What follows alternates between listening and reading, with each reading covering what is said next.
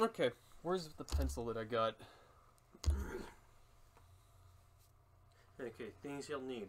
Character sheet. Magic dice bag. Pencil.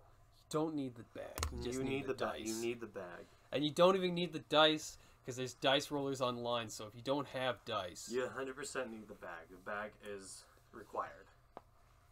If you don't have the bag, you're not allowed to play D&D. It's a gatekeeping community, and if you don't have a magic bag, then you're not playing. Oh my god. Also, the dice in the bag are magical. Hopefully the power comes back.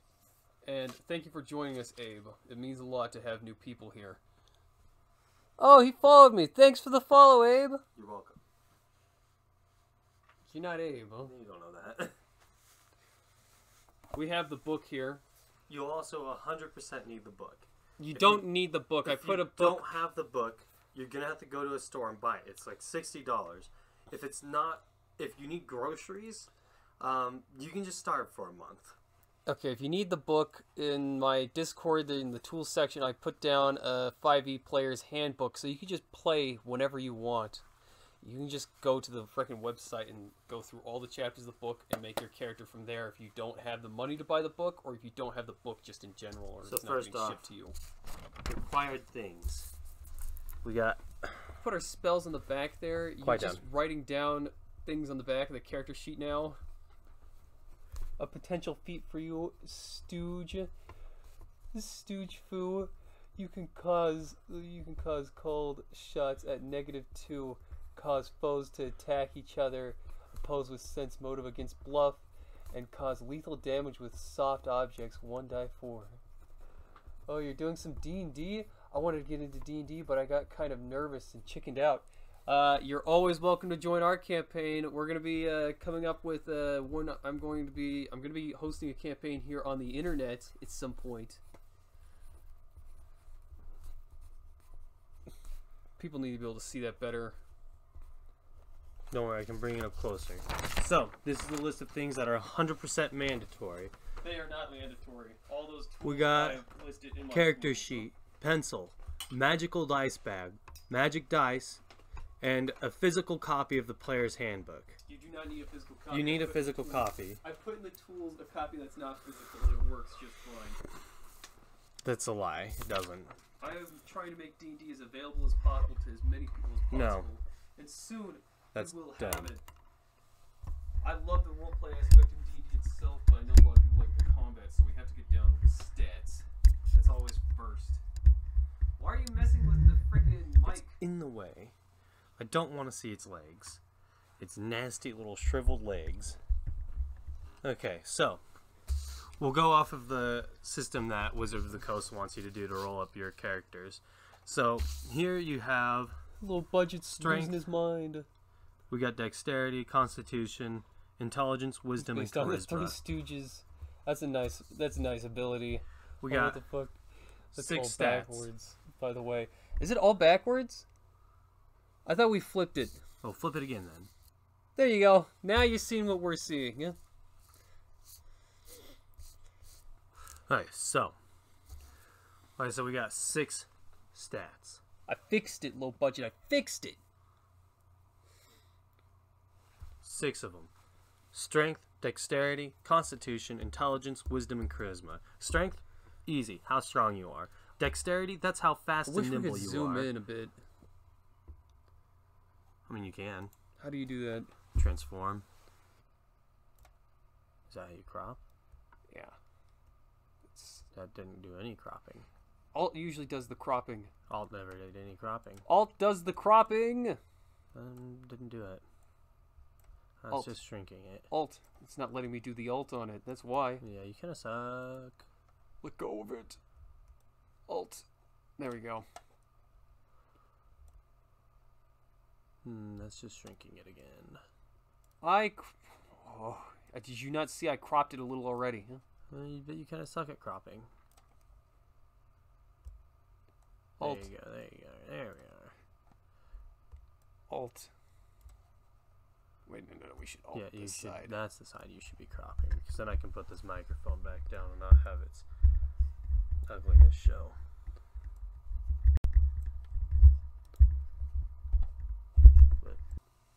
All right. All right, so we got strength. That's how strong you are. Dexterity. That's how fast and how nimble you are. If you want to do a triple backflip, that'd be dexterity. Constitution. That's how healthy you are and how strong of a stomach you have. So if you were to want to get drunk constantly, this would be the one you didn't want to put points into. If you don't have Dice Shion, there's dice rollers online, so you'll be good still. You can do all of this stuff online. I can even put down some dice rollers in the Discord. Also, Roll20 has just, you have to roll dice off of Roll20 mostly for the game anyways. When we're running Roll20, which is free. Ooh. Constitution helps with like sickness, anything like that. Sickness, drunkenness, any of that helps resist it. Then we got intelligence. Intelligence, that's pretty easy. That's how smart you are. Wisdom and intelligence are different. Someone who's intelligence might not have gone through as much as someone with a large amount of wisdom. Wisdom's like life experience. Yeah. Intelligence is like frickin' book smarts. Yeah. And then we have charisma. That's how pretty you are and or likable you are. It's also like it can help determine who's like a party leader, things like that. People who can convince people of certain things. Charisma is kind of one of the hardest stats to grasp because some people just say charisma straight beauty. Other people say charisma is like how well you are at talking to others. I like to say it's a mixture. Yeah. So then you will need to have your magic dice bag. Is the wizard that is required? If you don't have that, you cannot play. But oh my God, Kyle, that's all right. And inside the magic dice bag, we do have magic dice. If you don't have those, you can't play either. You will have to have both. They're two of a kind. He lies. Magic dice. The special thing about these dice is, as you can see... You made them green! As you can see, they all display images. So if I put them together, you can see a little slime bouncing around. Oh my God! He actually put him over here when he rests. Yes. They are magical, and you will need dice comparable to these. The Hackmaster. Oh, I have a night. What was it? Knights of the Dinner Table. They play Hackmaster, I think. A Hackmaster. They had. Yeah, no regular dice. They must be magical. If you're using regular dice, you cannot play. The regular dice. They must be magical. All right, so the way Wizards wants you to do it, Wizards of the Coast, they want you to roll 4d6 and drop the lowest.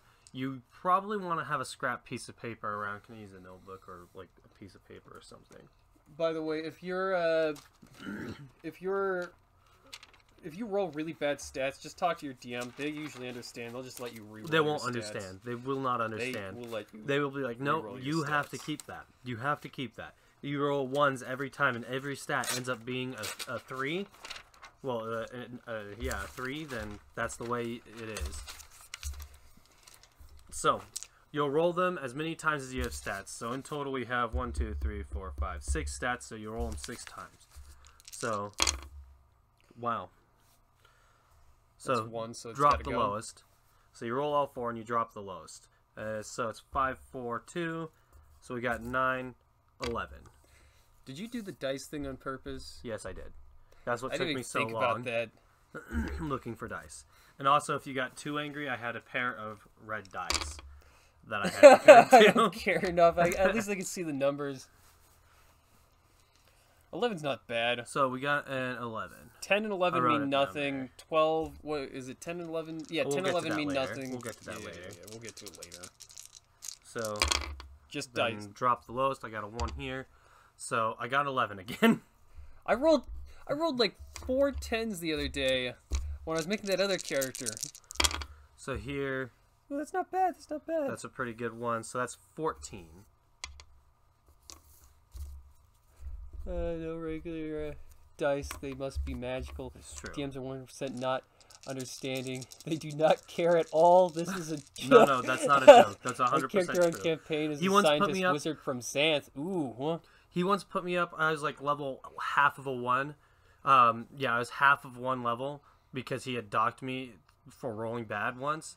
And then he put me up against a rat man who had 19 attacks. And they all did die 8s. And he basically had to hit every It's time. still the Ratman one! I don't think I docked you. Did I dock you No, anything? you did not. Okay, so you lied in that story. He just went up against a really tough Ratman. Okay. And got whomped. He had 11 attacks, and he had like something insane to his bonus to attack, and he all had a die. He rolled a die 8 each attack. It was ridiculous. DMs do not care. They're all trash. It was just supposed to be a one-on-one. No. It was against like the. I had to. I was building a guy to fight Dad, and Kyle's guy was like, "I'm gonna go fight him," and I was like, "What? Another The 14. Healy's gonna go fight the Ratman?" 14. The thing is, don't specifically build enemies just for a single person, because honestly, another person might just step in and be like, "No. I, the non-fighter, will do this." Another 11.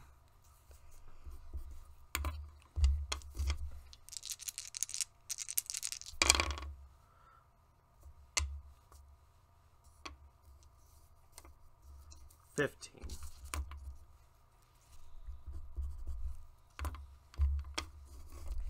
Do we go through all the stats? So 1, 2, 3, 4, 5, 6. So those are my stats. I Not got awful, but not great. 15, I feel like you need to have at least one high stat. 14, 14. I'm 11, saying it now as a 11, homebrew rule. 11. If you don't have an 18, I think you should be allowed one 18. Huh? You can make one of your stats an 18. Huh? So one of these 11s can be an 18. Huh? It's usually you change the highest stat to the 18. Oh, is that? Or some people do, you'll have like a die 4 to push out amongst any of the stats you want. So 15, 16, 17, 18. Well, basically, so I'd have 3 points to push out to any stat that I wanted. So I think it would just be better if you could just choose a stat to be an 18. And then I'll choose this 11 to go to 18, which makes my stats 18, 15, 14, 14, 11, 11. So pretty decent stats. No negatives. You could... Oh, the power's back on. Nice. Rad. My intelligence is 18 in-game only. What did you think of my weapon ideas? Your weapon ideas? You talk about the Three Stooges? Oh, a couple of new weapons. The double whip. The Cannon 9 flails. Oh, and the Cannon 9 flails. The Cannon 9 flails? What are you talking... What's the Can of 9 flails? Huh? Also, isn't the... Oh, the Cat of 9 flails, huh? It's just 9 flails on a frickin' stick. No, that's the Can of 9 flails. Kyle, I'm gonna beat you down. That's what they said. It's Can of 9 They flails. meant Cat of 9 what tails, it is, huh? Non-flails. So, what it is they got a handle here. So, you got a rudimentary handle, right? Oh my god, Kyle. People And try to learn D&D and you're over here trying to draw a cat of 9 flails. Can of 9 Oh, flails. a can of 9 flails. I'm so sorry. You got your handle here. And then each that does one... not look good. This doesn't matter. 1, 2, 3, 4, I 5, swear to God, if I get banned off 6, of Twitch. 7, 8, 9. And on each end, you got like... Let's see.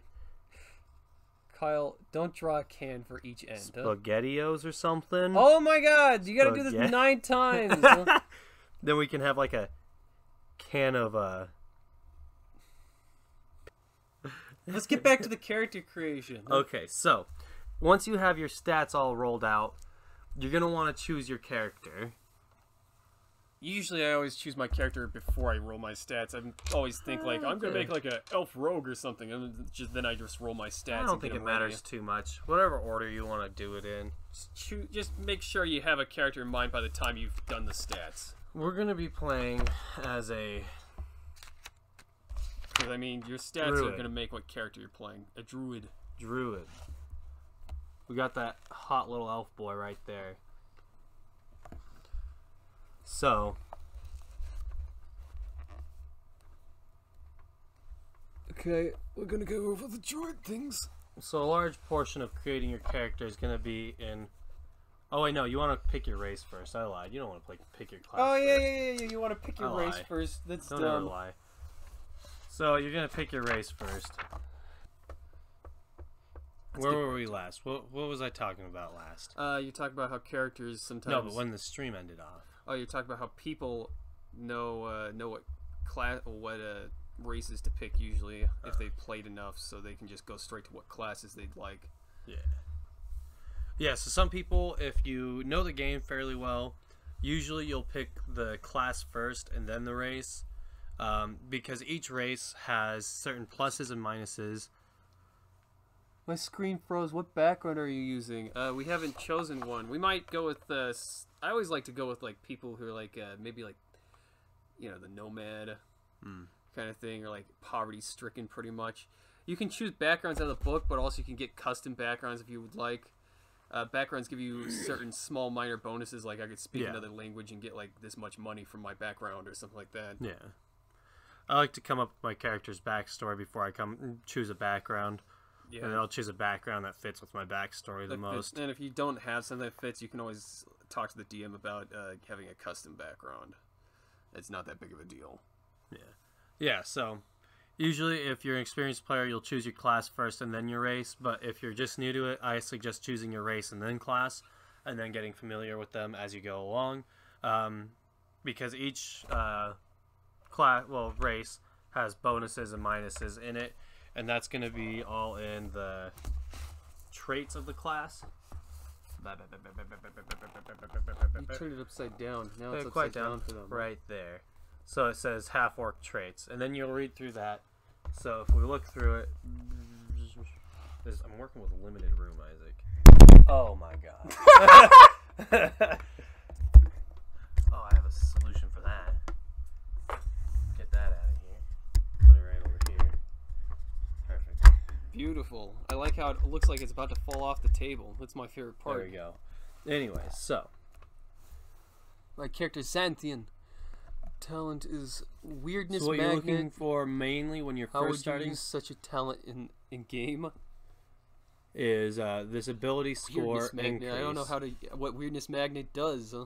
So it says here my strength score increases by 2, and my constitution score increases by 1. Ooh, nice. So that means when I plug in my stats, I'll add 2 and 1 to both strength and constitution to either, the respective one. This half-orcs mature a little faster than humans, reaching adulthood around age 14. This tells you a bunch about your race, stuff like that. Here it says they have different races have different speeds. So this one has a speed of 30 feet. This one has dark vision as well, meaning they can see in dark. Menacing, I gain proficiency in all intimidation skills, relentless endurance, savage attacks, and here's the languages they can speak. So you want to look into that. So let's say I'm a half-orc for convenience sake because it's the first race I opened up to. We're half-orc druid. We're a half-orc druid. Doesn't mesh too well, but that's okay. You can be whatever the hell you want to be. Be a halfling frickin' barbarian if that's what you want. So right down here, it says race. Right there, I'll put half-orc. Weirdness magnet. How would use such a talent in the game? I don't know what weirdness. Naturally, my alignment is chaotic good as per a Xanthian native. Oh yeah, I haven't read the Xanthian books. I know Charlie and Dad were talking about it just the other day. My player name, I'm Kyle, so I'm putting that there.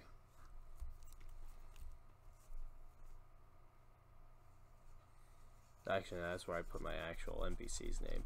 I'm going to come up with my name. His name is going to be Borg. Borg of the woods. I don't know why it's a capital G at the end, but it is. That's how he spells his name. Then you pick his alignment. So you can either come up with a backstory and pick the alignment, or you can just pick the alignment. A good way to choose your alignment, just true neutral. That means you just kind of do whatever you want, whenever you want. You're not good. You're not evil. We can go over the alignments real fast if they want to. The book also tells you about the alignments. So there's neutral, good, and evil. Them's the alignments. There's different variations of them. There's like chaotic good, which would be like Batman. He does things his own way. He kind of like, he'll bend the rules to get the right thing done. There's neutral, chaotic good, lawful good, chaotic evil, and lawful evil. So... and I think there's true neutral, and there's like one above chaotic good too, but I can't remember all of them. They all are different little bends in the rules, pretty much. So it's basically, as you go further, you're more good. So lawful good is like, if you hear someone tell a lie, you're gonna tell someone like, hey, that's straight up a lie. Or you're going to be like, hey, this person was lying to you. Stuff like that. Or this mother ever stole. Or yeah, you'll report on things that you see. You're the good stuff like that. Golden boy. Whereas like lawful good, you'll be able to discern like, so the lie was for a better cause type deal. You mean chaotic good? Chaotic, yeah. Where if you're chaotic good, you can discern like white lies type stuff. Waffle good. So I usually just go with neutral or true neutral because it's just like whatever you're feeling. It's easy. So 1 class level 1. He's level 1. Then experience points 0. Background, we haven't chosen one. So now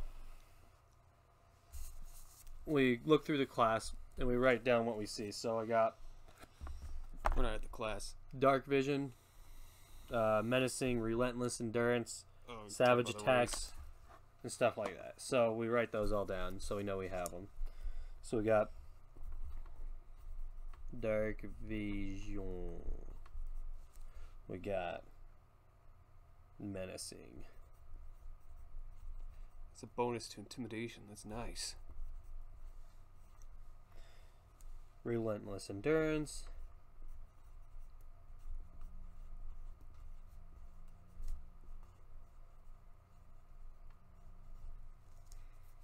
Savage attacks.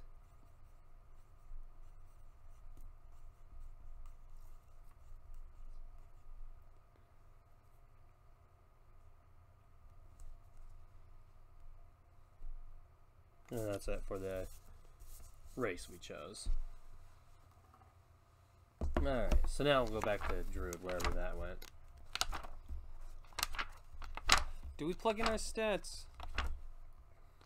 Because you can also... Well, I was going to go over that okay, here not too long. Where'd that go? Where'd Druid go? It's in the classes where we're... Yeah, I know where the... That's Archdruid. I think you would, Pat. Yeah. So, if those pages are connected there we to go, Druid, Druid. yeah. So in Druid, you're looking for class features. Right down there. So this one tells you how much you roll for your health. It tells you hit dice 1d8 per Druid level. And at first level, you always take max. Meaning I'll take 8 plus my Constitution modifier, which we'll get into not too long. Waffle good. You can, if you want, use my scientist background if you want. What circle are you using for your character? Can you, when you're making a druid, I think it's at 2nd level you make a circle druid. We're not actually making a character for a campaign. We're doing this. 2nd level you get your circle. But we can go over the circles too if people want to know more about druids. They have circles are just something you unlock at a level. This is the circles right here. I don't know if you can read it, but you unlock it at level 2. You choose to identify with the circle of the druids, the circle of the land, and the circle of the moon. Both details at the end of the class description. Your choice grants you features at 2nd level and again at 6th, 10th, and 14th level, and in the circles should be just on the next pages and whatnot. They got all the things you need to know about the druid on the pages after the druid until you get to the next class, which would be fighter. So when you're looking at classes, each class runs off of a different stat. So druids in this case, they run off of wisdom. So you'll probably want your highest stat in wisdom. So now we'll go over putting our stats in. You never have to do any of these when it comes to your stats. It's just a heavy suggestion as your character could really use that. So since I'm a spellcaster, strength isn't super important, but I'm kind of a mixture of a spellcaster fighter. So I'll put a moderate stat in there. So here are our stats, 18, 15, 14. I'll throw a 14 in there. What are some things strength can do, Kyle? +2. So I got 16 in my strength because if you remember, the race we chose gives us a +2 to our strength. 16. Okay. Actually, no, that's where our ability modifier goes. 16. So, dexterity. Strength is used for how hard you hit, what you can lift. So if you get in an arm wrestling match, you do opposed strength, meaning you check both the strength of you and the guy, and you'd roll a dice. I wanted chaos theory for my wizard specialization, but as I wasn't fully fleshed out on my end, I had to settle for abjure. Stuff like that. How much you can lift, how much you can carry, stuff like that. Then we'll do dexterity. I don't really care about dexterity too much for this. This is going to be your armor class. It can apply to your armor class depending on what armor you're wearing. If you're wearing like lighter armor, your dexterity can be added to it, and now your armor class goes up a little. It's going to be armor class. It's going to be how dodgy I am, stuff like that. I'm just going to throw an 11 in there. Wow, that's the worst 11 I am. And it also allows you to do acrobatic kind of feats. Yeah. Where strength allows you to do more athletic kind of feats. Constitution's a big one. I'm going to put 15 in there, also, plus my +1 from the race. So it's also 16. I was going to say, also Dex is your sneakiness too. Intelligence, I'm going to throw 14 into.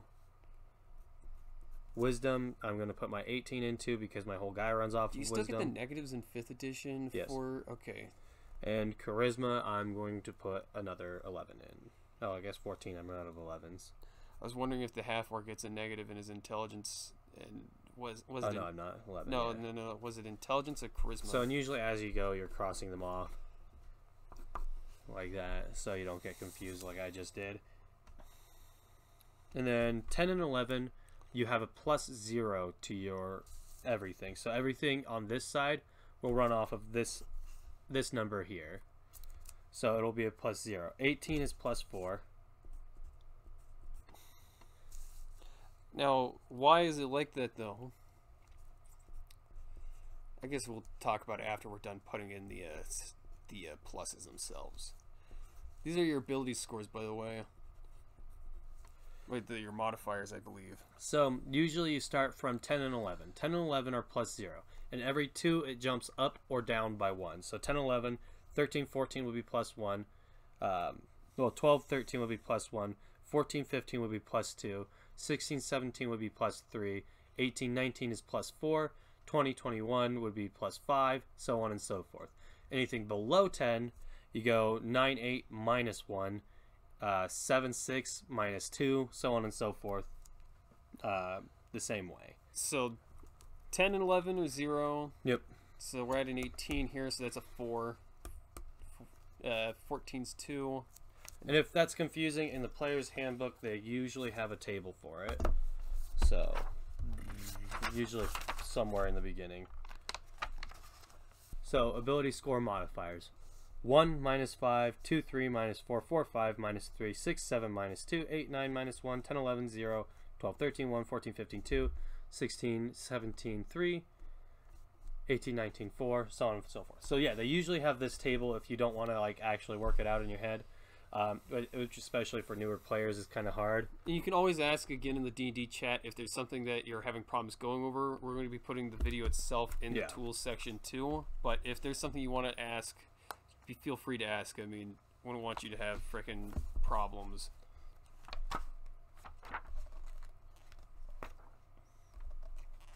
Every 2 over 10 gets you +1. So here we have a proficiency bonus, and this is what you're going to go off mainly. So every level, we start at first level, level 1, always. So at first level, we have a proficiency bonus of 2. That can be found right here on your character sheet. So we fill that in with 2. And that just means all of these run off of 2 plus whatever you have in this. So your athletics perhaps would run off of, you get the 2 from up here and you get the 3 from right here, so your athletics would be a 5. Huh? So when you want to roll for, when somebody's like, oh, you got to roll athletics. Well, not necessarily, but that's only if you have oh yeah, you need to have proficiency in it. So if you don't have proficiency in these, you just go off of this. If you have proficiency in these, you get the proficiency bonus and this. So say I had proficiency in athletics. I darken it out. and that means when I roll, I would add prof 5. with trivial. Ooh. So, stuff like that. And backgrounds can add different proficiencies. Skills can add different proficiencies. Stuff like that. So if you're proficient in it, you just mark down the little box. So we go over. We have our proficiency bonus. Looks like we get an addition to our proficiency bonus at the 5th level. It turns into from a +2 to a +3. So we'll go over proficiencies more in depth when we get to the part 2 for it. Yeah. That's the fighter. Yeah. So, and at level 1, we get whatever this is. So it's features, and we get druidic and spellcasting. It's delimited by an apostrophe. So then to find out what that means, you just go and you look through here. So creating a druid, class features, blah blah blah, and you usually can find these things on around the next page. So we found druidic, and it says, you know druidic, the secret language of druids. You can speak the language and use it to leave hidden messages. You and others who know this language automatically spot such a message. Others spot the message's presence with a successful die check. DC always stands for die check. Die check of 15 of wisdom. Perception check, but can't decipher it without magic. So this means you know druidic. You just have that as a bonus. And then others have to roll to even see it. Yeah. And then spellcasting. Drawing on the divine essence of nature itself, you can cast spells to shape that essence to your will. See Chapter 10 for the general rules of spellcasting and Chapter 11 for Druid spell list. So, if we look back to level 1, it has a big old list of spells slots per level. So here we look. These are cantrips.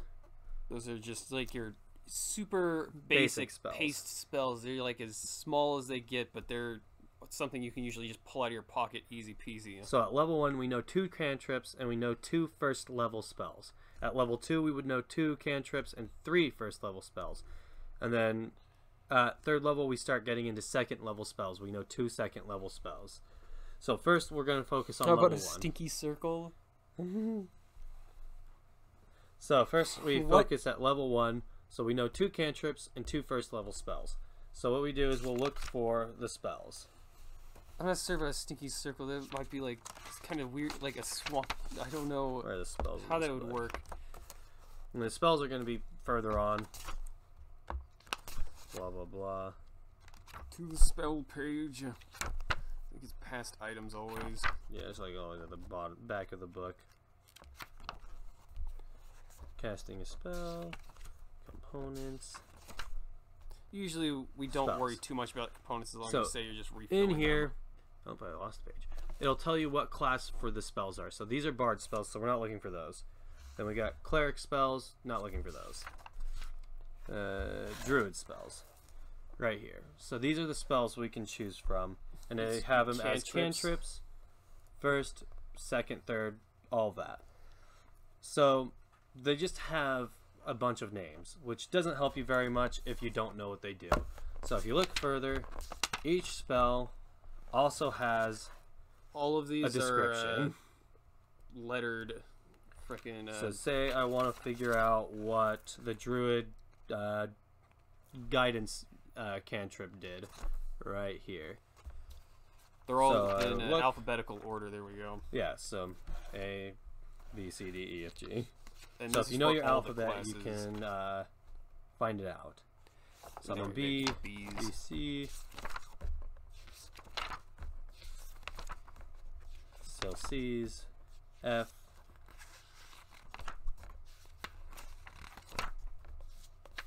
Okay, if I hit G's over here. Grease, greater restoration, good berry. I don't think we're at guidance yet. This should be the page. There it is. Guidance. Right here. So it says for guidance, casting time is 1 action. The range is touch, meaning I have to touch someone to cast it. Components of E and S, we never really worry about components. Duration, you have to concentrate up to 1 minute. And then it says you touch 1 willing creature once before the spell ends. The target can roll a die 4 and add the number rolled to one ability check of its choice. It can roll the die before or after making the ability check. The spell then ends. So it gives you a die 4 onto a check. So say you wanted to climb something. Yeah, climb a tree. And you were like 3 points shy. You can go, okay, well, I cast... well, if you had guidance casted on you, you could go, I'm going to add the guidance to that. And you'll roll your die 4 and see if you can't climb that tree after that. So, here you choose the spells. So we would choose 2 cantrips feast if you and want. 2 first level We're just going to make spells. a base character here. Maybe later on, Abe. With 3rd edition, he says 2nd edition had Druidic Ceremonies and Pre-Spell Compendium Volume 1. Ooh, nice. I think we only have... I found like 1 2nd edition book in the house, and I think it was I have the Monster 1st edition. Manual. Do you? Yeah. So this will be the spells we know for the day. So each day you get to choose these spells in game. By the way, the in the Discord I put down the PDF for the spell sheet if you wanted to. Let's say I want use that too. So for We're cantrips, just using the back of the sheet right here. Cantrips known, I know 2 a day. First level spells. What about Greater Guidance for I know, 2d4 to add to rolls? Huh? I think that's better at higher Greater levels. Guidance. We don't have that. So I'm going to choose Guidance. And I'm going to choose Poison Spray. Is this per day? Oh, no. Wait, yeah, this is like druids are kind of like sorcerers where they just know these spells, unlike wizards where they have to choose which ones they like. And for first level spells, let's see, we got a lot more first level spells. Let's do Healing Word. Well, Goodberry. Dude, you gotta have animal friendship. How are you to talk to nature? Oh, Charm Person's pretty effing good too. And let's see. Isn't this like druids, like they know the cantrips permanently, but the spells per day, I think they can just swap them up every day, right? I think it's the same for both. Like they know permanent cantrips, but I'm certain that they can just choose different spells every day. Let's do Thunder Wave, an attack spell. Pretty certain. Might have to go over that again. Thunder Wave. So now we have our spells chosen for the day. And if we go back to Druid, we can see how those are cast. So here they have spell casting ability. Wisdom is your spell casting ability for your Druid spells since your magic draws upon your devotion and attunement to nature. You use your wisdom whenever a spell refers to your spell casting ability. In addition, you use your wisdom modifier when setting the saving throw die check for a druid spell you cast, and when making an attack roll with one. So you set the spell save as equal to 8 plus your proficiency bonus plus your wisdom modifier. So say if I was trying to charm a person, it would be 8 plus 2 because that's my proficiency bonus plus my wisdom modifier, which is at 4. So we got 10, so we got 14. They would have to roll 14 to not be charmed. Or better. And the spell attack modifier is my proficiency bonus plus my wisdom bonus. So I would add that onto the attack. So, let's see. Right here it says preparing and casting spells. So we just had the question of, do druids have to prepare their spells every day? And our cantrips are included. So we'll read through that. The druid table shows how many spell slots you have to cast your spells of first level and higher. To cast one of these druid spells, you must expand a slot of the spell's level or higher. You regain all expanded slots when you finish a long rest. So once you use the spell for a day, you cannot use a spell again. So say if you use one of your first level spells, that's it for the day. That's all you have for the day. You must have take a short rest or longer to get them back. So you prepare the list. Wizard spells compendium volume 1. Can cure hangovers. Would it work for druids as a cantrip? So it says you prepare the list of druid spells that are available for you to cast. Choosing from the druid spell list, when you do so, choose a number of druid spells equal to your wisdom modifier plus your druid level minimum. So The spells must be of a level which you have spell slots. For example, if you are a 3rd level druid and have 4 first level and 2 second level spell slots with a wisdom of 16, your list of prepared spells can include 6 spells. So, 6 spells. Oh, where was I? I lost where I was. You include 6 spells of 1st level and 2nd level. In any combination, if you prepare the 1st level spell, Cure Wounds, you can cast it using a 1st level or 2nd level slot. Casting the spell does not remove it from your list of prepared spells. You can also change your list of prepared spells when you finish a long rest. So yes, you can change whatever prepared spells you have every rest. So you can choose to, like, I don't know, turn invisible as one of your spells that day, and you can just spam it until you're out of that kind of spell slot. So if you have like, you can cast like third level, let's say turning invisible is a level 1 spell, which it's probably not, and probably like a level 3 spell, but you can turn invisible 3 times because you have 3 level 1 slots to use, and you can choose to turn invisible 3 times instead of having to write down, I choose invisibility, I choose invisibility, I choose invisibility. You could just be like, invisibility is one of the spells I can use today, but you can use it 3 times if that's what you'd like. Mm-hmm.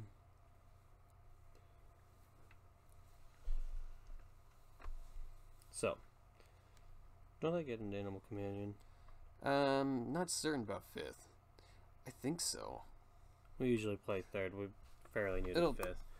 So once you have gotten your basics for your class and race, now we'll move on to the equipment, which you refer back to this book again, and it will be under proficiencies. So hit points proficiencies right here. So you're proficient with light armor, medium armor, shields. Okay, if you want to up your proficiency with armor, you have to choose the next armor up in the feats. So if you wanted to be like proficient heavy armor, you got to take medium armor first, and then you can take heavy armor. Yeah. So here they're proficient with light armor, medium armor, and shields. So that's what you can wear basically. Weapons.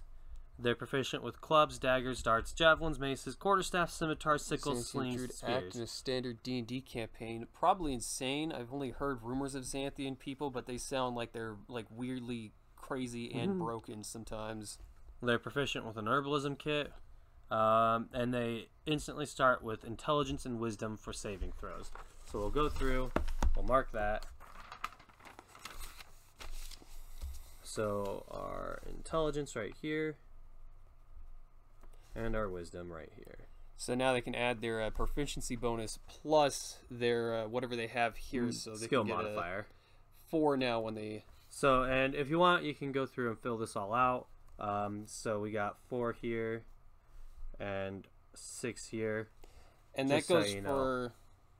Oh yeah, that's just the base saving throw. Okay. I was about to say, that does not go for all. That's just the base. So if somebody's like, it's going to be a wisdom saving throw. So mind-altering effects and stuff like that are usually wisdom saving throws. So say someone's trying to control your mind, you would say, hey, trying to charm you. It's a wisdom saving throw, and you would roll your die, and you go, oh, I got 6 plus 6, so I got a 12. And you'd be like, aha, you passed. But it'd be a die 20, not a die 6. It would be a die 20, not a die 6. Die 20s are your friends. But we'll get to that when we start playing. That's not really character making. So, now that I have all that, I can look for the equipment that I want. And they're in the player's handbook. Just later on down the road. They have backgrounds back there, too. Oh, yeah. Let's do a background. So, let's see. I'm a half-orc druid. Let's come up with my backstory. Oh, wait. No, character name's right here. This is my player name. I was completely wrong. I am Kyle. This is Borg.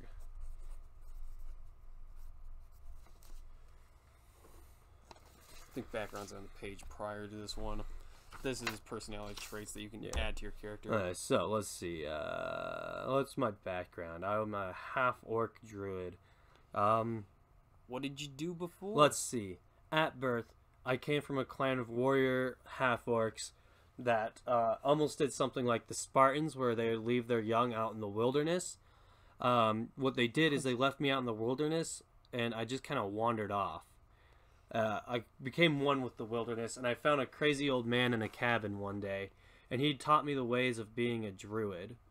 And from there, I was just kind of his assistant until he died, and now I kind of want to carry on his research with, I don't know, forest stuff. That sounds like a really interesting character, Kyle.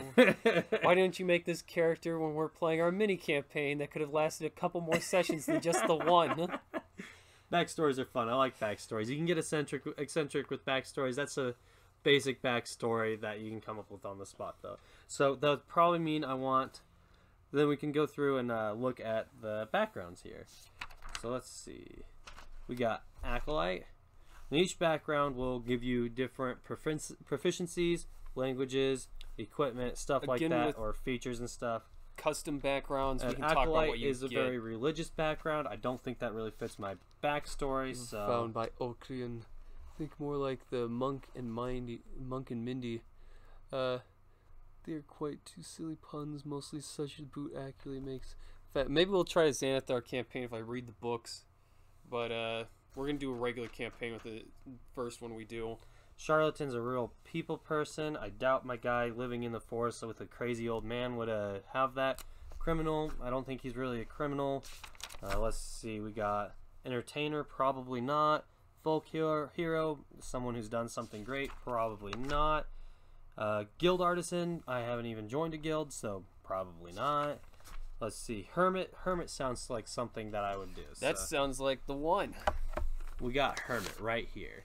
I like to base mine off of my backstory. You don't have to do that because they have like different bonuses and stuff. If you're like a bonus oriented person, you can choose one based off of that. Me personally, I like to do it this way. It's kind of lame if you only build your character. So skill proficiencies, I have medicine and religion. So I'll write that down right now. So, but I mean, you do you.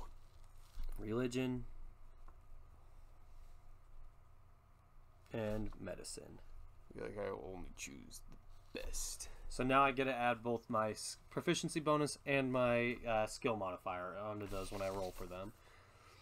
So it says, you have lived in seclusion, either in a sheltered community such as a monastery or entirely alone for a formative part of your life. In your time, apart from the clamor of the society, you found quiet solitude and perhaps some of the answers you were looking for. Tool proficiencies, I'm proficient with an herbalism kit. Already proficient with that because I'm a druid, so I don't need to write that down. I get a language, one of my choice. I'll do, I don't know. You always start out with common, which is basically just like English. Majority of things speak that. Since I'm an orc, I can speak Orcish as well.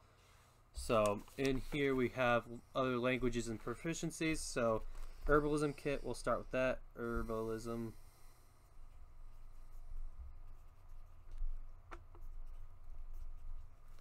Common.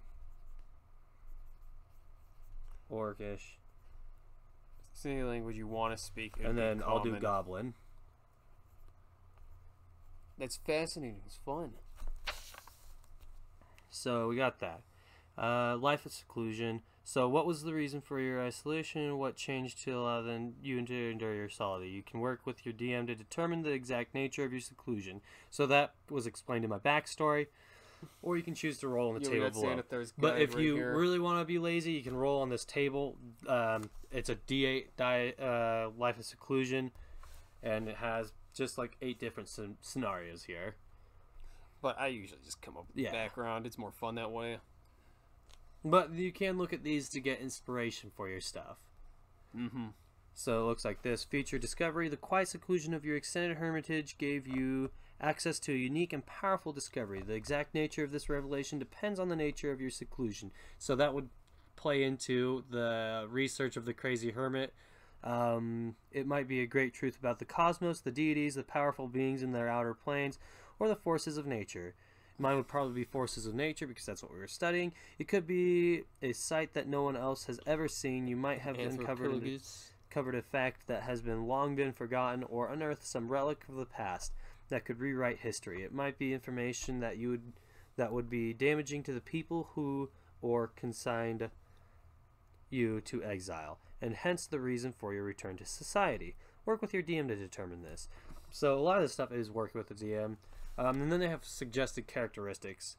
And you can roll in the personality traits, or you can just come up with them. That's up to you. Yeah, I was gonna say you can make your guy freaking OCD and all this stuff needs to be clean or something all the time. Yeah. If that's what you want in a character. They also have bonds right here, or you can come up with your own. So, like this one, nothing is more important than the other members of my hermitage, order, or association. Maybe that's your bond. And that's just something you live by. Backstory stuff. Yeah, it's just more backstory. It's not going to give you any bonuses or anything. It's just going to make your character a little bit more flavorful, but I suggest you just do that all on your own. Yeah. But if you get inspired by these, go for these. And you can put down the personality traits, the ideas, their bonds, and their flaws here. Try not to create someone without any flaws. Everyone likes to have, like, their OC and stuff. Everybody likes to be that guy in the corner of the room who doesn't talk to anybody but silently follows them and waits till they get in combat so they can show off and be like, I'm the coolest. You guys needed me. Yeah, flaws are fun. They're a lot of fun to play with. I was gonna say, it just makes things a little bit more exciting when your guy's like, yeah, my guy hates water. Anything about water, my guy does not want to be near the stuff. Yeah. He had to be tricked as a child to join. I'm just kidding. That's too goofy of a character. That's dumb. I went too far in. So here we can fill out some more information. We got initiative and speed. So speed comes from your race. It was 30 feet. And that means you can move 30 feet every turn. What's that character that's talking about? Initiative runs off of your dexterity modifier. Mine is a 0, so I would have +0 to initiative. So that means when I roll my die 20, this is a die 6, but just bear with me. I would say, oh, I got 1 plus nothing. So That's I got 1. You got 1. If I had a +3 there, then I'd have a total of 4, and that would be my initiative. I was talking to Randy the other day. He was talking about a character who's insane in the Force, and I was talking about, it'd be a fun character to play. An initiative is just who goes first in a fight or something like that. Yeah, I was gonna say his initiative. What initiative runs off of Dex, right? So your Dex is 0. Yeah, you're right. He hates water so much he took the water out of his cells. He's just a mummy walking around. I was talking to Randy about a character who'd be fun the other day. Like, he'd have a cursed item on him, and he'd choose to go insane because he hates being sane, just for the fact that the monotony of life is soul-crushing. So he'd have a cursed item that'd make him somewhat insane. Well, see, if you were there for, like, the one shot, I would say my flaw was being, too gung-ho.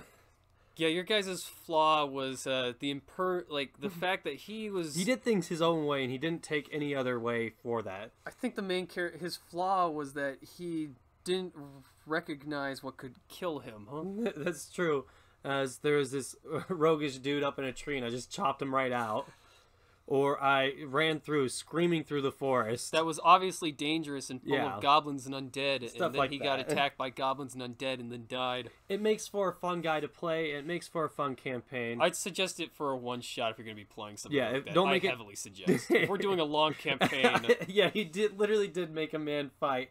He grabbed the axe and stuff like that and then murdered everything. Again, if we're doing a long campaign, especially if you're playing a really goofy character, the DM might just try to kill them. So, yeah, with goofy characters and stuff, don't make them too out there because you usually are working with a party, so you want someone that would be able to work with the party. Made a dude fight. I was going to say, yeah, you're also playing with other people, too, at the table. Ian was talking about playing that barbarian who wields his dick, but that's just like, you made it's a single joke. That character can't expand or grow. There's no backstory for him. With, like, a one-shot, it's okay to get goofier because it's a one-shot. It's only going to be, like, 1 to 2 sessions. Impermanence is something one-shots are based off of. Yeah. But with a longer campaign, you might want to make someone a little more stable. That's up to you, though. Somebody who you can play and have fun with. Yeah. Somebody who can grow as a person, but also have their ups and downs and works well with the rest of the party, so everybody around them is not like, I hate this character. I'm not saying you can't be ridiculous. Like, definitely do you, but, like, try to limit it to someone who would work well with a party. Like, something that wouldn't work would be the kid who hates water so much that he had to that his parents had to force him to drink water. No, trick him into drinking water as a kid, and he hates all water. Something I don't know. See, that doesn't work. That doesn't work. Nobody's gonna want to play with a character like that. Oh no, they might, because then the players can like trick him into drinking. You gotta drink this. Nope. This isn't water. This is a magical spit potion. I'm just gonna eat some more of that dust in that bottle over there. It goes down smoothly. No, don't make that character. That'd be funny. Anyway, so now that we have the background and stuff out of the way, we can focus on equipment. I was scared by the spearmint, but my sister's character saved me from it. I, in turn, saved her from a triangle tree. Ah. What?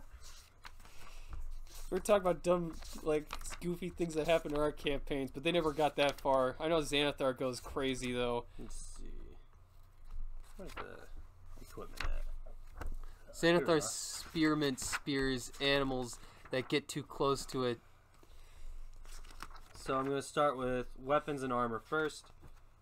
Armor right here. I was proficient with light and medium as a druid, so I will choose medium from that. Yeah, I'm probably unless you're seeing your character. So right here it's italicized light armor. Right here it's italicized medium armor. So everything under here would be medium armor. So I have hide, chain shirt, scale mail, breastplate, half plate, and usually it's 100 or less gold for the armor. So I can't really go with a breastplate because that's 400 gold. So I'm really limited to hide, chain shirt, and scale mail. Because a level 1 adventurer isn't going to have a piece of equipment worth 400 or 750. You're not starting with plate armor. That's like say you picked a paladin and they're like, you got heavy armor. You're not getting plate armor to start with. I'm sorry, pal. And if you get like chainmail. If you have a reason and stuff, you can always talk with the DM. Yeah, make sure to talk with the DM when you have an idea of something that might be a little bit, past the bounds or anything like that. Your DMs are really understanding, and they'll probably, talk to you about it. But most other DMs will be understanding. I swear to God, I swear. I once fought one bandit once, and he got away, and he brought back 500 other bandits. Are carnivores? Wouldn't that make them vegetarian? No, wait, never mind. I was thinking. I was not thinking carnivores. I was thinking people who eat their own kin, whatever that's called. So I'm probably going to go with this chain shirt, which then decides my armor class. So chain shirt is 50 gold pieces. It's 13 plus my dex modifier. So first I'm going to write it down in my stuff over here. This doesn't have a... Okay, I guess right over here. Equipment. So I got a chain... Cannibal. Yeah, that's what I was thinking. Because if they're cannibals, they'd make them vegetarians. And that is 13 plus dex. So I got 13 plus 13 over here plus my dexterity modifier, which is 0. So my armor class would be just 13. If you ever raise your dex to some degree, it could go up to like like if you is it really high, it could be like +4, so now you're 13 instead is frickin' 17. So every 4 levels you get another ability point that you can pump anywhere into any of your abilities. So say I wanted a higher dex, I'm on 11, so 12 would put me at +1, meaning my armor would go up by 1. Stuff like that. So I got my armor. If I want, I can grab a shield because I'm also proficient with a shield. And that would just increase my armor by 2. So I'm going to pick that up too because my armor class is kind of low. So I got... Again, you don't have to do this stuff. You can also think of your character in different lights. Sometimes you're like, my guy just wears robes. So it's true. That's my dude. He wears robes, and I like him with a shield. Of 15. With that shield, his freaking armor went up to a 15. Nice. And then we'll work on weapons. And we got a bunch of weapons here. So it said he was proficient with a spear, so I'm gonna choose a spear of some type. It was clubs, bows, spears, darts, stuff like that. So I'm gonna choose a spear as my main weapon. Again, if there's something else you want to be proficient with, the feats help you get there, but also if there's something you just really want to start with, maybe talk to your DM again. If you're like, my guy has to have the big double-handed axe. So spear does a die 6 piercing, so I'll put that down. Name, spear, attack, well, damage type 1d6, piercing. So I'm just gonna put P for piercing. You considered using a bottle of boot rear as equipment? I have no idea what a bottle of boot rear is. I have not read Xanathar, so I don't know the Xanathar thing. Thrown, it has a range of 20 to 60. I just wanted to drop in real quick. It has a Nini, Alex, you better come by the tools section and watch this video afterwards so you can learn how to make a character and then play with us. And usually you'll have around 2 to 3 weapons. And so the spear is more of a close range weapon, so you're gonna probably want a long range weapon. It's got like some reach, right? It's got some reach, but huh? I mean, you're not gonna stab someone over the hill with it. You're stabbing mother effers from 30 feet away, and you're curving the spear too because you know how to curve spears. No, that's dumb. That's not how spears work. I'm just kidding. I'm gonna go with a short bow, which does a die 6 piercing again and has a range of 80 to 320 feet. So, you could throw them too, I believe. Short bow. I'm pretty certain spears can be thrown, yeah. And then so, you can get bonuses even for melee weapons are going to go off of your strength modifier. So, this one will have an attack bonus of +3. This one, the ranged weapons go off of your dexterity modifier. So, no bonuses there. So, this one will have an attack bonus of 0. I don't even know why you had to even put it down. It also does a die 6 with piercing. As you can see. And I'm going to have a dagger. Not all melee weapons, I believe, go off of dagger, strength. die I believe 4. Daggers go off of dex, right? Yeah. Where does it tell you what they go off of?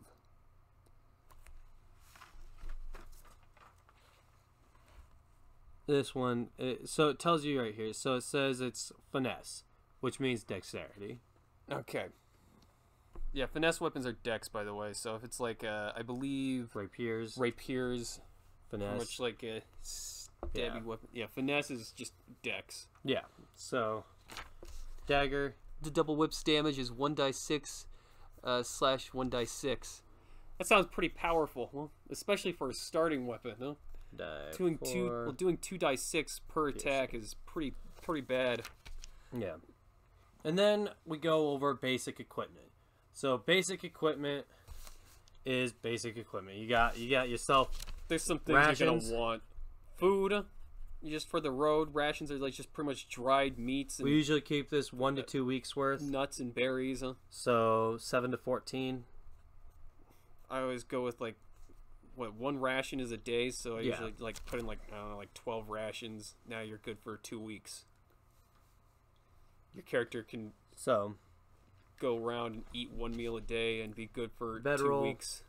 Bedroll is just like a sleeping bag. But I mean, if you had to choose, get rope. a bedroll. I always do 150 feet of rope. They come in 50 feet segments. We got rope. We got flint and steel. These are basic equipment, by the way. When it comes to like heavier equipment, like rams and whatnot, talk to your DM, and you might have to spend some starting gold too on certain equipment if it's like really out there or just really expensive stuff.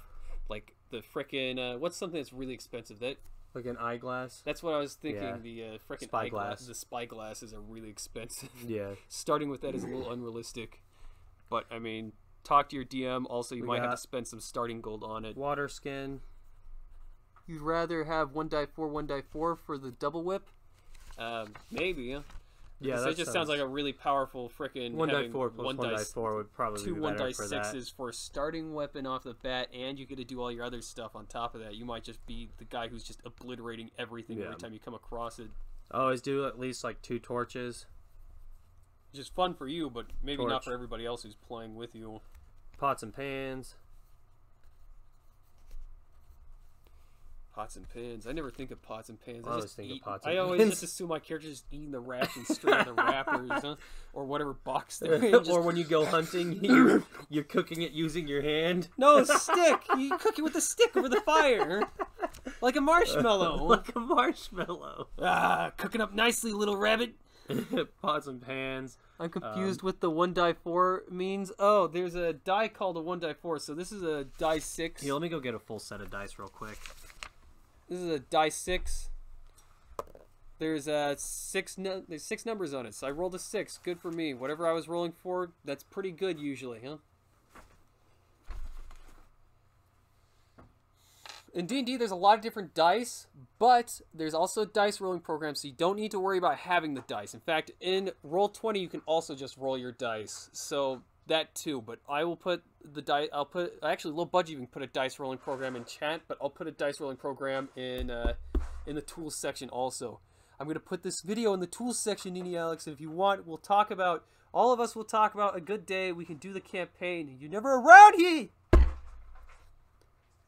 But we need to figure out who's going to be playing in the campaign when it comes time, because I got to write down some things for the campaign. I have an idea of what I think I want to do for a base campaign that could be a lot of fun for the players.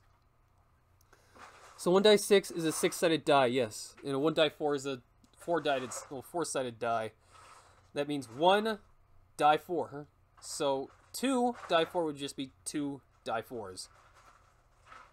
It's pretty easy. Like his dagger here runs off of 1 die 4. But maybe like maybe is like the dagger of Solomon or something. It has 3 die 4. It's a crazy powerful dagger. Now he rolls 3 die 4 plus his frickin' attack bonus on top of all of that. So maybe instead of him having a 0 in his dex, he's got a 4. So now he rolled like I don't know. Okay, so he didn't roll a 5 on a 4, but he rolled a 4. 4 times. He was insane. 3 times. He was insane. So that's 8, 9, 10, 11, 12, plus his 4 from his dex. So 17, no, 12, 13, 14, 15, 16. So you got 16, huh? Did 16 damage with your powerful dagger of Solomon, huh? Dang. I was saying it's a dagger that does 3 die 4 plus your frickin' dex. So, with D&D, I always recommend at least 3 die 6. I don't remember, all of your dice do have to be magical. It doesn't work if they're not. So 3 die 6. Here's a die 4. It's a triangle. It's got all. When I roll it, it's number either the top or bottom. Or the this bottom. One was 4. 4, 3. So die 4. Percentiles or 2 die 10. So here I have. I got 98. Percentiles are pretty much you rolling to 100, huh? Yeah. So it's from 1 or to 100. If something does a die 10, you can roll just one of them, and that was an 8. So a die 8, I got 5. A die 12. I think the one that's 6. the hardest to explain is technically percentile, since 1 percentile is usually got a 0 on it. Yeah, 1 has a 0, so this is like 30. 10, 20, 30, and then 40, 50, 60, 80. The other one has just the base numbers. Huh? So if you got a 20 on one and a 5 on other, and on the other it'd be 25. By itself, this one is just a die 10. Yeah, 0 being 10. If you get 0, 0 on this one, as well as that one, you get 100. You get 100. That's a 6. Doesn't want to stay on 0, 0. Oh my god. Yeah, I think they get it. No. They don't understand. Not until I show them properly. 100. And then the one that you'll use the most. Dragons are different breath weapons, smoke, is steam, the die or 20. fire, rather than material or color. Ooh, that's crazy, huh? The one you'd use the most is a die 20. That's used for almost everything in its mother. So say you roll to attack someone. You roll a die 20. You got natural 2. Natural 2, huh? Well, I was looking at the camera and it looks like 20. It looked like a 19 to me for a second. So I got 2 plus my attack bonus for my spear, which was 3, so I got 5. That probably won't hit anyone. So I'm rolling a saving throw. It's going to be the How do you know what 20. dice you roll for what? I'll tell 14. you. As a DM, usually the DM will always tell you roll a die 20 when it's for a die 20. But also your stuff will tell you here, like your weapon, this is a 1 die 6. So you know you need to roll a 1 die 6 when you hit with for this. attack. So I rolled an 18. 18 so I plus hit 3. So I hit the goblin. So then I roll my die 6 because that's my spear. I hit the goblin. I tell you hit. Okay, so if you rolled an 18 and then you tell me what bonuses you got on your 18, so say you get strength. So it's 18, 19, 20, 21 since it's 3. So I actually got a 21 to hit the goblin. All right. And I tell you, you hit the goblin. That goblin's not wearing armor high enough to to beat that. So you hit the goblin. You go to stab him with your spear, and it's based off your strength also. So roll 1d6. So I got a 5 plus 3. 3. Huh? Since my strength is a plus 3. Yeah, so it tells you what to roll when you attack, or if you're unsure, the DM will tell you. Yeah, I can always tell you. We can talk about it behind the scenes too if you want to know. So you'll never be unaware of what to roll. Also, that would be a dead goblin. That would be I'm a telling dead you goblin. right now. That goblin's done for. Where did I put the Goblins pencil? can't take too much damage. Where did I put the pencil? You just jab your spear straight through that goblin's little body. I don't know where the pencil went. I got another one that's like an exact duplicate around here. They don't even know it was missing. Huh? Perfect. So, back to basic gear. Oh, if you ever were looking for like basic gear, Beware the pirates. right here, they have a huge list of adventuring gear. I've played it long enough that I know what basic Everything gear will I usually tell kind of you. need. A lot of the times I'll add in like a pillow and a tent. A pillow? Pillow. I never add a I pillow. always add pillows. I hardly even add tents if I Pillow, remember it. Tent. And that's basically it for the basic gear. It's basic camping gear, basically. Yeah, you're thinking of camping stuff pretty And much. then, usually if you're playing with us, we allow one special item. If it's I always below love 100 mine. gold. I always choose the vial of acid, and it always screws me. You can also get other things that aren't camping gear in here too. You can get things that are just basic too, like caltrops. Like, or... I want robes as my special item. robes are a special item. Yeah, they're not basic adventuring gear. You could have- So you take robes when you go camping. No, but you could have that as your just basic like clothes. No, the special items, anything that you wouldn't have normally when camping. Oh, so you're saying this is just added onto your character extra? Yeah. Because I was thinking if my character naturally wore robes, then I wouldn't have to put down robes in my special stuff. No, that's true. But that would be something else. So I'm like, my character's a wizard. He's wearing the robes. That's You true. don't have to but write then, down the robes. Like I said, that would be something else, and then you can add on a special item. That if it's something your character is just wearing, then Also, you can talk to the DM about this stuff. So But- yeah, like spyglass is 1,000 gold pieces. We're not going to let you start with a spyglass because the first thing anyone's going to do is just sell it. Unless if you could really convince me why your character needed a spyglass. Yeah. If it's like, this is a hand-me-down from his father, and this is a big linchpin in his character arc, then I'd be like, okay, then I guess we're going to have to give your character a spyglass, huh? So I have robes now, and I can say they're beige robes with a weird design. filament. No, not gold filigree, Gold! because that would be way too much. But there's also other things that aren't camping gear that would go on this list, Yeah. too, besides that. Like, you could go with So say if you caltrops. yeah, caltrops, which are basically like a die 4, basically just a lot pointier, and you throw on the ground so that your enemies step on them, slowing their movement by half and doing a die 4 of damage every Pretty much turn. like stepping on the Ultra Lego. Yeah, it's basically like a really They'll just make you bad bleed. Lego. They're just pointy things that stick up and make you bleed yeah. if you step on Or them. if you wanted a ram, that could be a special item. Caltrop, yeah. Caltrop. Caltrops. But there's other things too that your character might come with, like thieves' tools if he's like a Yeah. rogue or things like that. So you can like break into houses or try to steal the secret Krabby Patty formula. Yeah, and at this point, your character's basically done. Yeah, you pretty much got the guy. So first Well, we'll do hit points. So they ran off of a die 8, and at level 1, they always have max. So I go off of a die 8 When plus you're- my Constitution modifier. When you're going off, I'll your go hit over points are that. determined. So hit point maximum will be 8 plus 3, so 9, 10. Oh my god, 11. So and then when I leveled up, you can either take average, or you can roll. I was going to go talk about the hit points are determined on what class you chose. Yeah. So each class has a different thing. So Say a wizard barbarians has really low. are a die 12. Wizards are a die 4. Druids are a die 8. But when you're starting, you get just the max hit points to start, and then you can choose to roll Yeah. after that or choose an average number. So average on die 8 would be 4. So you just take 4 plus your Constitution modifier, and so you would add 7 to your next hits. Or you can roll and possibly get higher. So I rolled and it got 2. So I should have taken average. You should have, But- would have, could have. I rolled. And now But your if man I rolled hurts. and I got 8, then that's more than average. So it's up to you whether you want to do that or not, or if you just want to take average every time. That's only when you level, by the way. Yeah. Each level you get to roll for more hit points. But other than that, your character would be done.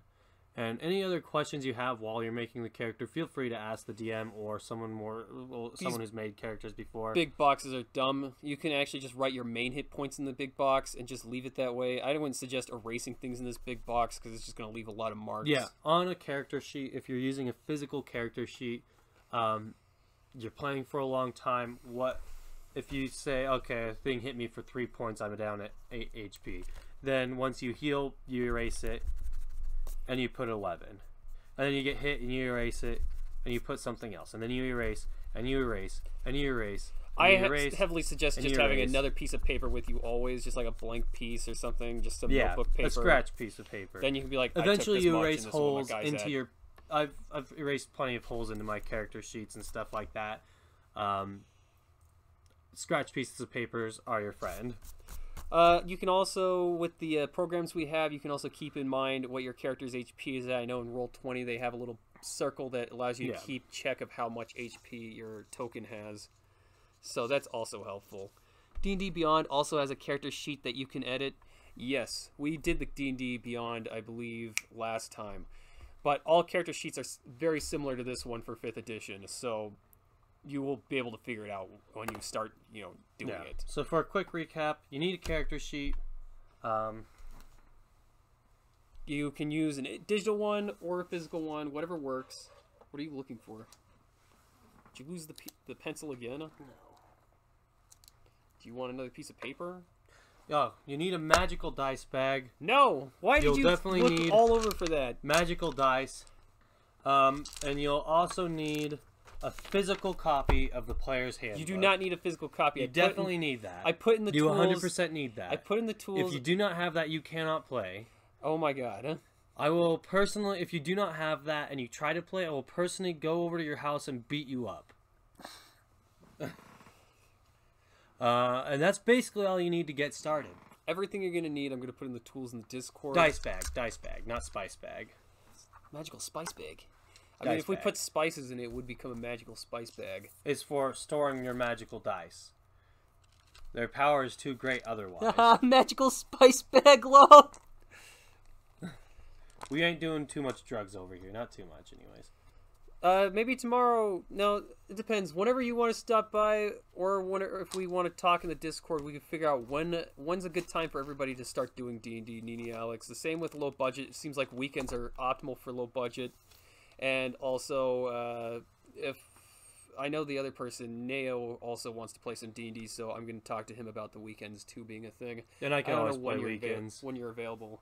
Also, Kyle might want to play too, so maybe you can get play with Kyle or Randy, who also is available on weekends. And they're kind of seasoned veterans too, so you can always talk to them too if you wanted to figure out if there's any problems.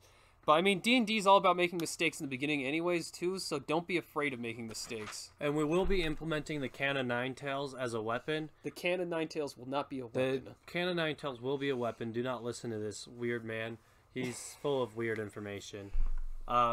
So we will be implementing the Can of Ninetails as a weapon. If you do want that, just reach out to me or him, and we can get you the details on that. No.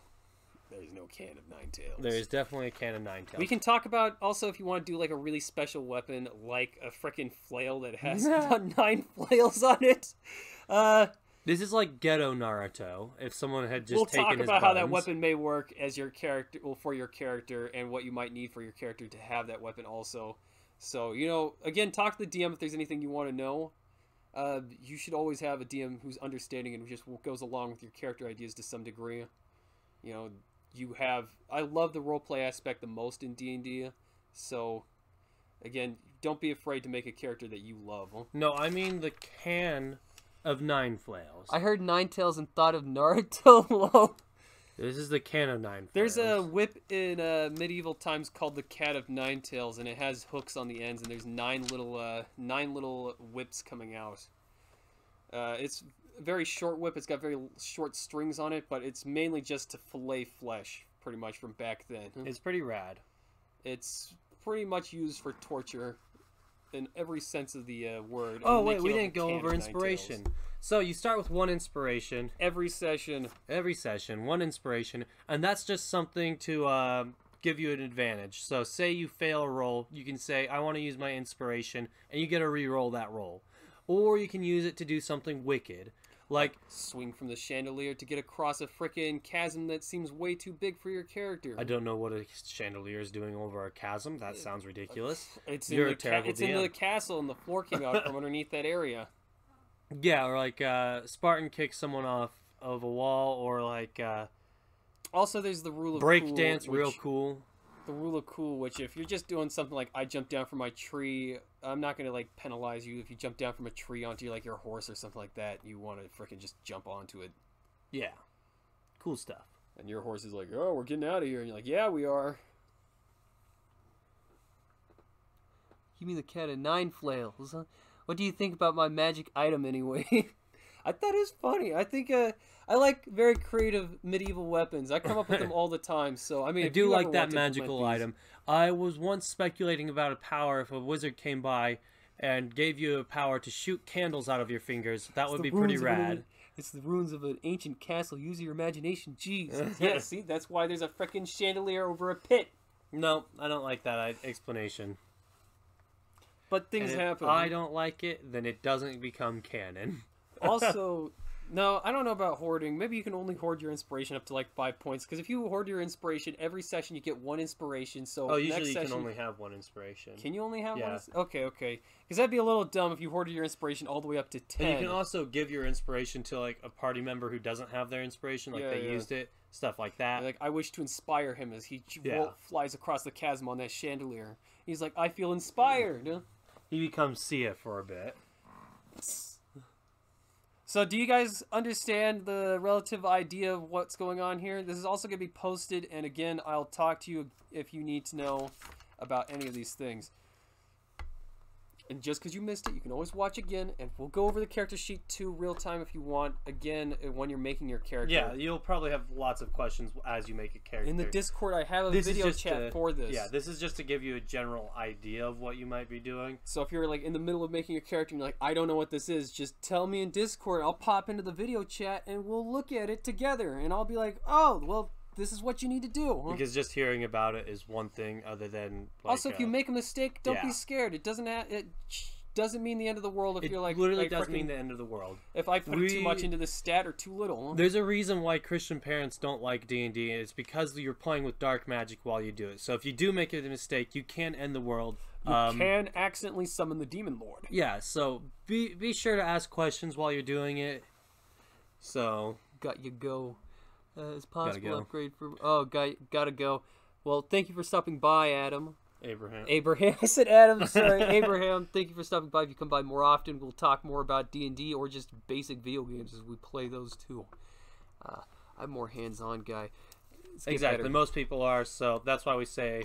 Also, you'll probably have lots more questions when we actually make the character. All the same stuff that's on this sheet, you could write down on a blank piece of paper too if you don't have the character sheets. Yeah.